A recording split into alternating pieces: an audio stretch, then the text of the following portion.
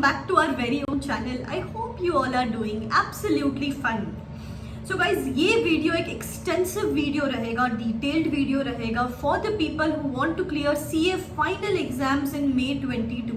सब कुछ बताऊंगी मैं आपको कि कितने घंटे आपको दिन में पढ़ना है, कौन से स्लॉट्स लेने हैं, हर स्लॉट के बाद कितने घंटे के ब्रेक्स लेने हैं, कितने नंबर ऑफ आवर्स आपको एक्चुअली पढ़ने चाहिए एक स्लॉट में, सब्जेक्ट्स का कॉम्बिनेशन क्या होना चाहिए, अप्रोच क्या होना चाहिए टुवर्ड्स अ सब्जेक्ट, क्लासेस के साथ कैसे पढ़ना है, रिविजन्स कैसे करने हैं, ये सब बातें इस वीडियो में डिस्कस होगी। सो प्लीज़ ये वीडियो ध्यान से सुनो और ऐसे ही बहुत सारे videos related to study plan, strategy, motivation इस चैनल पे आते रहेंगे। तो इनकेस अगर अभी तक चैनल को सब्सक्राइब नहीं किया आपने तो subscribe and hit that bell icon. बहुत सारे स्टूडेंट्स ने ये वीडियोस देख के लास्ट अटेम्प्ट में पास किया है, बहुत अच्छे मार्क्स से पास किया है।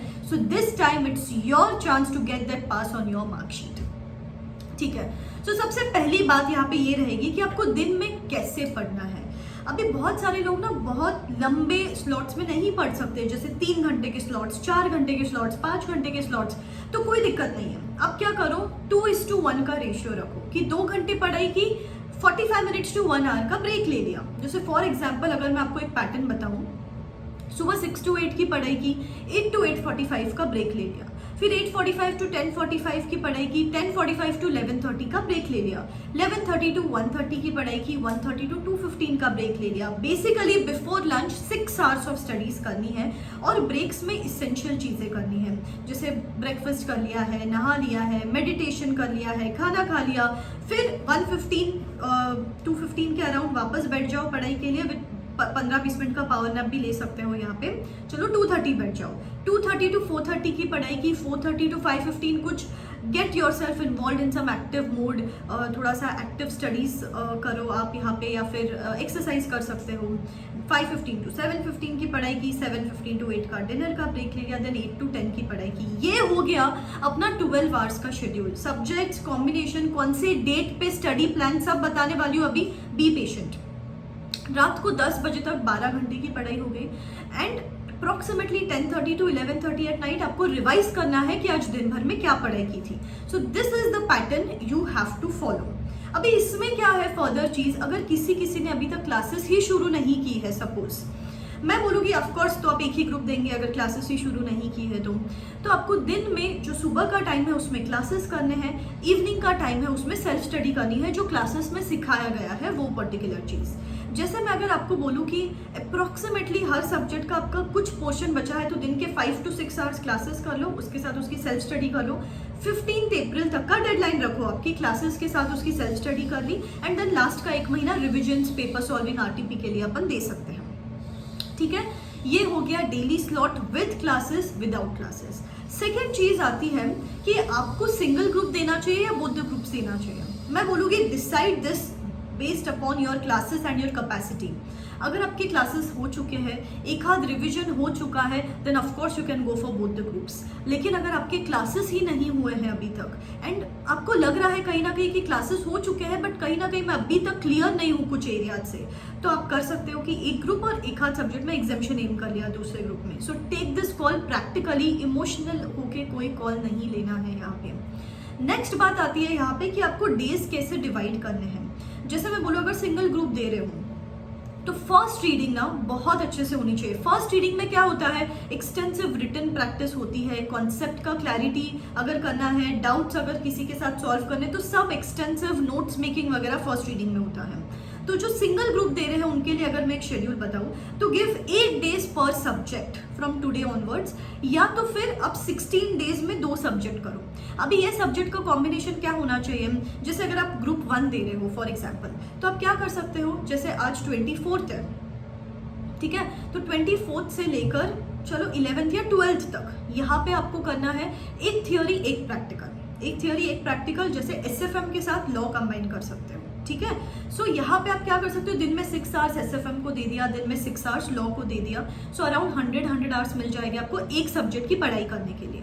ठीक है, फिर उसके बाद 12th से लेकर 26th या 27th again 6 hours in a day for FR, 6 hours in a day for auditing, और लास्ट के 3-4 दिन में बफर रखती हूँ कि क्लासेस देखना है, अमेंडमेंट्स देखने हैं, कॉन्सेप्ट्स देखने हैं उसके लिए। सो बेसिकली 31st तक आपका एक रीडिंग हो जाना चाहिए। ठीक है। फिर उसके बाद अप्रैल मंथ में अपन सेकेंड रिविजन करेंगे। यहाँ पे we are going to give 5 days पर subject from 1st of April to 20th of April। 5 days पर सब्जेक्ट यहाँ पे पढ़ाई करनी है विथ RTPs। एक एक पेपर सॉल्व कर लो, 1.5 day का प्लानिंग कर लो, एवरीथिंग। फिर एक 3 से 4 दिन का वापस बफर रख लो। ये जो पूरा टाइम टेबल है ना, मैं मेरे टेलीग्राम चैनल पे डाल दूंगी, तो अभी बस आप ध्यान से सुनो। अप्रोच भी बताऊंगी मैं, दोनों ग्रुप्स के लिए भी बताऊंगी। टेलीग्राम ज्वाइन कर लो, वहां पे मैं एक्चुअली मोटिवेशनल ब्लॉग्स भी डालती रहती हूँ, क्लिप्स भी डालती रहती हूँ, तो अब वो लिंक दे देती हूँ मैं टेलीग्राम के नीचे डिस्क्रिप्शन बॉक्स में, ठीक है। सो 3 से 4 दिन का buffer. Then from 25th of March के अराउंड टू 6th और 7th of April 3 days पर सब्जेक्ट रिवीजन के लिए दे दो। फाइनल कट रिवीजन, जिसमें आपको खुद का मॉक कंडक्ट करना है कि पहले 2 दिन implement how you are going to study in a day before exams. On the 3rd day solve 1 paper, suggested answers देखो प्रेजेंटेशन पे कमांड लाने के लिए। एंड देन फ्रॉम 8th और 9th, वो लास्ट के 4-5 days I am reserving for paper number 1। तो एक ग्रुप दे रहे हो तो आराम से first reading with paper solving, RTPs, 1.5 day का प्लानिंग, सब कुछ अच्छे से हो जाएगा। अभी इसमें भी चैप्टर वाइज कैसे डेलीगेट करें, अगर आपका ऑफिस है तो कैसे करें, तो ये इसके लिए you can register for the personal counselling session, जहाँ पे मैं डिटेल में आपके स्ट्रेंथ्स और वीकनेस के हिसाब से आपको एक पूरा डिटेल चॉकआउट प्लान करके दे सकती हूँ। ईमेल काउंसलिंग या कॉल काउंसलिंग, कुछ भी आप ऑप्ट कर सकते हो उसमें। सो दिस इज रिगार्डिंग कि आप एक ग्रुप दे रहे हो तो कैसे आगे बढ़ना है। अगर दोनों ग्रुप्स दे रहे हो आप तो सिंपल है गाइस। अभी यहाँ पे आपको मैं बोलूँगी कि इलेक्टिव पेपर जो है उसको रेगुलर बेसिस पे करना है। इंस्टेड ऑफ 13 आवर्स आपको 14 आवर्स पढ़ना है। ऑफकोर्स दिन के 2 घंटे you have to reserve for elective, and बचे हुए 12 आवर्स जो है वो आपको सब्जेक्ट को देने हैं। You can divide this as let's say 1 हफ्ता फॉर एक सब्जेक्ट, या फिर 14 days फॉर 2 सब्जेक्ट्स। अगर सिंपली अगर इसको मैं आपको बताऊँ, लेट्स से फ्रॉम 24th से लेकर 9th 14 days है। यहाँ पे आपको करना है 6 hours in a day for SFM, 6 hours in a day for law. फिर 10th से लेकर 23rd 6 hours in a day for audit, 6 hours in a day for FR। फिर 24th से लेकर I think 6th of April आपको करना है audit, IDT and costing. And then last के कुछ 8-9 days, चलो 15th of April तक DT कर लो और इलेक्टिव फाइनलाइजेशन कर लो। सो 15th of April तक आपका एक रीडिंग होना चाहिए और क्यूमुलेटिव रिविजन करना है रेगुलर बेसिस पे कि मैंने कल क्या पढ़ा था, परसों क्या पढ़ा था, so that you retain a touch with a particular subject. क्या कर सकते हो, 14 days में मैंने आपको 2 सब्जेक्ट करने बोले ना, 12 days में करो, एंड लास्ट के 2 days quickly at least important areas revise कर लो, ताकि वो चीज़ें तो आपके दिमाग में हैमर्ड रहे, ठीक है। सो 15th तक आपको ऐसे करना है, 15th of April तक। And then last reading from 16th of April to 10th of May around आपको देने हैं 3 days पर सब्जेक्ट, जहाँ पे विथ RTPs एक पेपर सॉल्विंग एंड 1.5 day का इम्प्लीमेंटेशन करना है। तो अभी तक जो दोनों ग्रुप्स दे रहे हैं उनकी 2 रीडिंग्स हो जाएगी, जो सिंगल ग्रुप दे रहे हैं उनकी 3 रीडिंग्स हो जाएगी विथ पेपर सॉल्विंग RTP। सो अपन ने स्लॉट्स डिस्कस कर लिए, रिविजन्स डिस्कस कर लिए, एक ग्रुप दोनों ग्रुप की प्लानिंग डिस्कस कर लिए। डिटेल में मैं टेलीग्राम चैनल पे दे दूंगी, तो उसका भी नीचे डिस्क्रिप्शन बॉक्स में लिंक दे देते हो, ठीक है।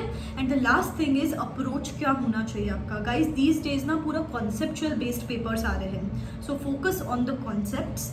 थियोरी के केस में फोकस अपॉन द लैंग्वेज, थोड़ा सा टेक्निकलिटीज, की वर्ड्स, टेक्निकल वर्ड्स इंक्लूड करने की कोशिश करो। एंड थर्ड चीज इज मल्टीपल रिविजन्स। यहाँ पे सिलेबस बहुत वास्ट है, तो जितना चीज़ें दिमाग में हैमर कर लोगे उतना अच्छा रहेगा। सो क्यूमुलेटिव रिविजन जरूरी है यहाँ पे, ओके। सो इस तरीके से आगे बढ़ना है आपको। This time you have to give in your 200% of the efforts. Comment in the comment section below कि I am going to give my 100% efforts this time and I am going to be the best version of myself this time, ठीक है।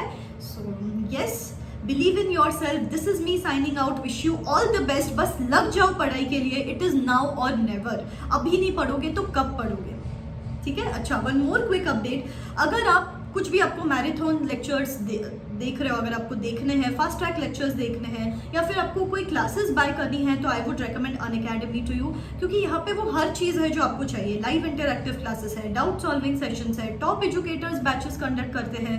एक ही subscription पे multiple benefits है, जैसे fast track है, marathons है, टेस्ट सीरीज है, without even having to pay a penny extra. And subscription cost भी बहुत कम होता है। उसके ऊपर if you use this code RCH10 then आपको एडिशनल 10% डिस्काउंट मिलता है और एक सरप्राइज भी मिलता है। मेरी साइड से। सो नीचे डिस्क्रिप्शन बॉक्स में लिंक्स दे देती हूँ about the batches which are beginning now. ठीक है, सो पढ़ाई करना चालू करो एंड इस बार अपन करके रहेंगे get ahead with that sense of motivation and mindset ahead. ठीक है, चलो wish you all the best. Tata.